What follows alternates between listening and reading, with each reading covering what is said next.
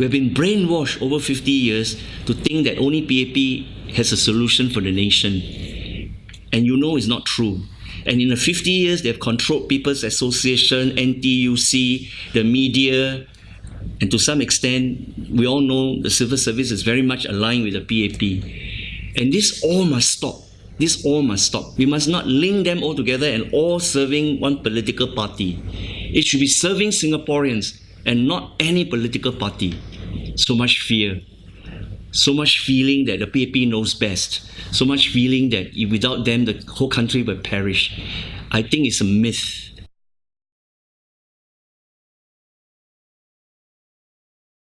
The problem with the current ruling party is it is growth at all costs. In fact, the Prime Minister himself coined the term growth maximization. So it's economic growth, economic growth, economic growth. Growing the wealth, growing the reserves. But there is very little in terms of social welfare, social safety network spending.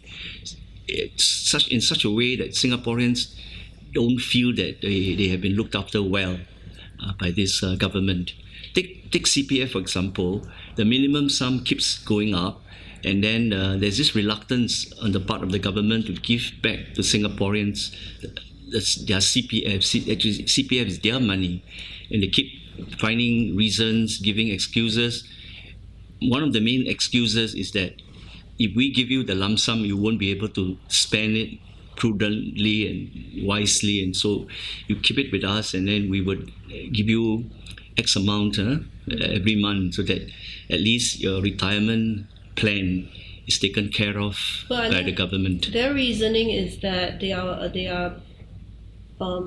the welfare of the people at heart to not return the money. So what would you counter to that? Like, do you feel that the people can be trusted with their money, and how about those who really can't?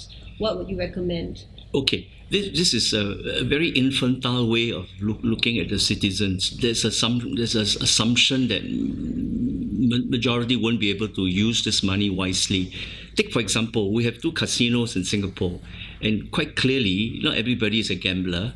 We have 7-Eleven selling alcohol. Not everybody is an alcoholic. We have cigarettes on sale everywhere, but not everybody is a smoker. So we must have this trust in people. And after all, it's their money.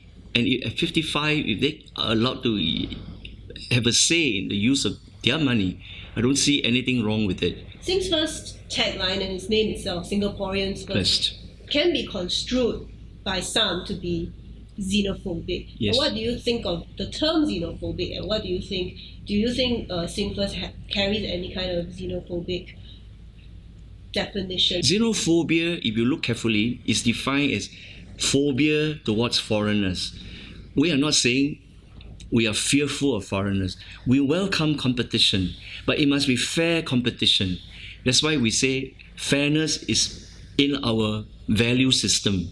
So we are not saying we don't welcome foreigners. We say, yes, you can come, but everything being equal, the Singaporean will get his job first. We don't want the idea that because of growth at all costs, we want cheap labor. So between employing a Singaporean who commands X amount of money versus a foreigner who commands cheaper wage, the job is given to the foreigner. I think this is very unfair, and we've got to relook at the business model. We must encourage more more local companies to consider Singaporean first. You were in the army as a psychiatrist before, and so what made you decide to enter politics? I was chairman of Punggol Community Club Management Committee. I was assisting an MP, and a PAP MP for 15 over years. I was a grassroots leader. Then I decided after 2003, I said something is not quite right.